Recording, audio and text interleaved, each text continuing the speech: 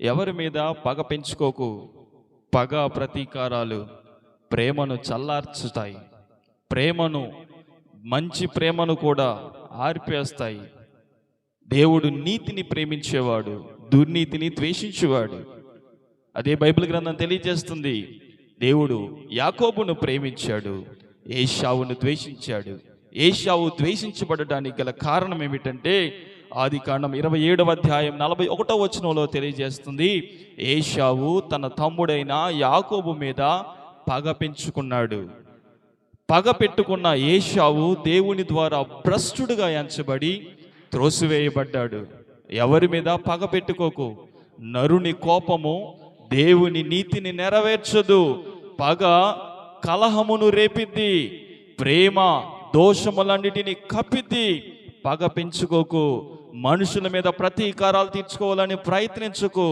ప్రేమగా ఉండటం నేర్చుకో. నీ ప్రేమ చేత ఎదుటి వాళ్ళ పగను నువ్వు గెలవగలవు.